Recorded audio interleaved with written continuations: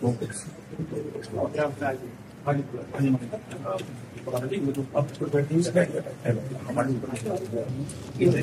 प्रार्थना स्वीकार करेंगे।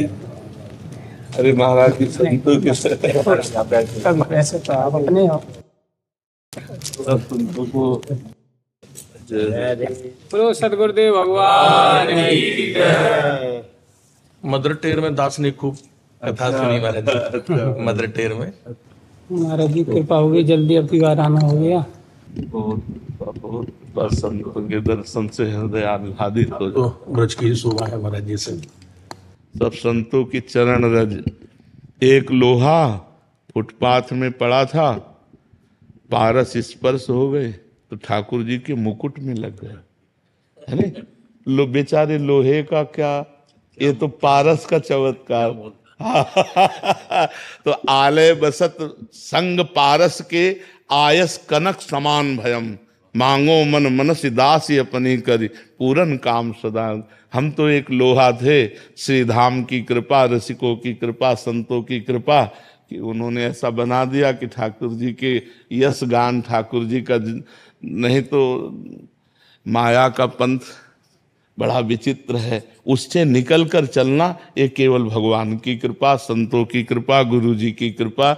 इसमें कृपा के सिवा और कुछ नहीं, अपना कोई बल नहीं।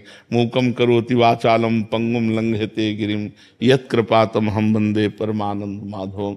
ये भगवान की कृपा से ही अपने को साधु संग मिल रहा है, अपने को धामवास मिल रहा है, अपने को भगवत चर्चा सुनने और कहने का सौभाग्य मिल रहा है। संतों की कृपा से महाराज जी जो है ये ब्रज की शोभा हो रही है जी, और दूर दूर से इतने लोग आ रहे हैं जी। और बड़ी कृपा है, आपके दर्शन हो गया। महाराज जी साधक को जैसे राम मंत्र के जाप का निरंतर जाप भी होता रहे और सेवाएं सब चलती रहे, तो उसके लिए कुछ सबसे बड़ी बात है कि हमारी जिह्वा के अंदर पानी भी बिना ठाकुर जी को भोग लगाया न जाए। अगर हम अपनी बुद्धि को भगवदाकार बनाना चाहते हैं, रामाकार बनाना चाहते हैं, तो हमारी वैष्णव पद्धति में अमनिया पाना बिल्कुल निषेध है। तो ये ध्यान रखें कि हम जल भी बिना अर्पित किए ठाकुर जी को ना पाए। यदि अपनी वैष्णव पद्धति से, अपनी वैष्णव मंत्र की बात हुई ना, तो हमारे जो वैष्णव आचार्य जन हैं उन्होंने आदेश किया है कि जलहू भूल न पीजिए, बिना लिए निज नाम।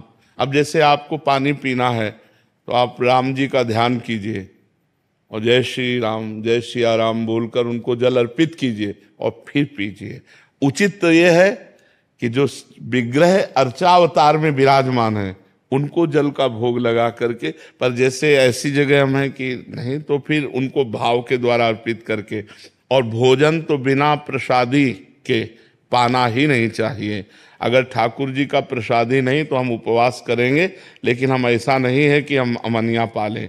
ठाकुर जी का भोग, हमने अपने बुजुर्ग संतों को देखा है, ठाकुर जी का नित्य चरणामृत और ठाकुर जी का उच्छिष्टामृत और ठाकुर जी की 4 प्रदक्षिणा, ठाकुर जी का स्तवन, ये हमारे जीवन की दिनचर्या बन जाए।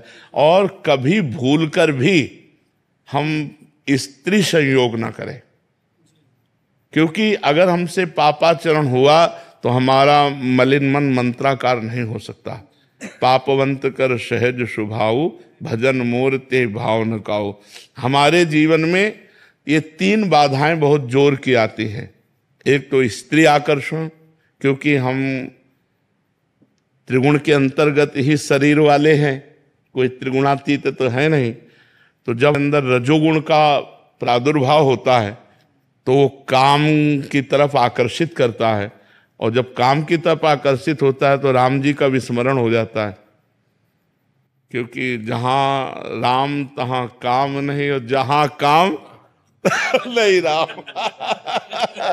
तो इसलिए सबसे पहला सूत्र रखा गया है कामिनी का त्याग। अगर गृहस्थ भक्त है तो अपनी पत्नी में केवल संतानोत्पत्ति के लिए शास्त्र आदेश करता है, और विरक्त भक्त है तो आजीवन स्त्री समाज का नमन करते हुए, जननी भाव रखते हुए, दूर से मतलब कभी सहवास ना संयोग बनने पावे। अगर स्त्री सहवास का संयोग होता रहा तो राम जी से प्रीति नहीं हो पाएगी। हम ये नहीं कहते कि दुर्गति हो जाएगी, इसलिए नहीं कहते दुर्गति हो जाएगी कि जेहि अग बध्यो व्याध जिमि बाली सोई सुकंठ पुनि कीन कुचाली सोई करतूती विभीषण केरी सपल जन अवगुण प्रभु। ये तो अब नहीं कह सकते कि शरणागत हो भगवान के, भगवान की शरण में हो कि अब तो दुर्गति तो नहीं कह सकते, पर प्रीति नहीं हो पाएगी। भगवान से प्रीति प्राप्त करने के लिए हमको कंचन, कामिनी और कीर्ति, इन 3 रागों का त्याग करना पड़ेगा, क्योंकि कंचन से राम नाम रूपी धन में प्रीति नहीं हो पाएगी। जो भगवान नाम मंत्राकार वृत्ति है ये हमारी छूट जाएगी। और अगर अपना जो ये वैष्णव शरीर है इसका यश होता है तो हमारे गुरु और इष्ट का होता है। अपने को ना मान ले, अगर अपने को मान लिया तो फिर सम्मानम कल्याति घोर गरणम नीचापमानम सुधा श्री राधा मुरली धरो भज सके वृंदा। फिर आपने विष खा लिया, सम्मान रूपी विष खा करके अभिमान रूपी उसका प्रमाद चढ़ा, तो फिर हम राम जी से प्रीति नहीं कर पाएंगे।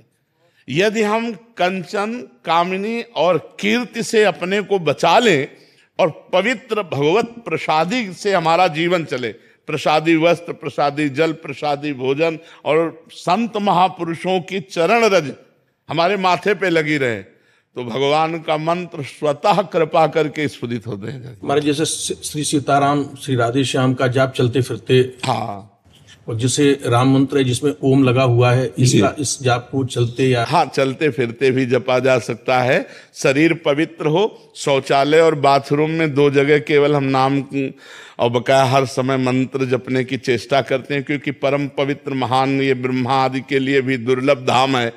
ब्रह्मेश्वरादि सुदरूह पदारविंद श्रीमत् पराग परमाद्भुत वैभवाया सर्वार्थ सार रसवर्षि कृपार्ध दृष्टे तस्या नमोस्त वृषभानुभुवो महिमने। ये लाडली जू की चरण रज है, लाडली जू की क्रीड़ा स्थली वृंदावन वन जो है ये रास भूमि है। अब यहाँ हम निरंतर मंत्र जप कर सकते हैं, लेकिन हमारी पादुका लघुशंका और सोच वाली ना हो तो। यदि हम जिस पादुका से लघुशंका और सोच गए हैं वही पादुका है तो फिर हम मंत्र नहीं जप सकते। यदि हमारी और पवित्र पादुका है तो फिर हम मंत्र वृंदावन में टहलते फिरते भी जप सकते हैं गुरु मंत्र। और अन्य की तो बात नहीं कहते, अपने वैष्णव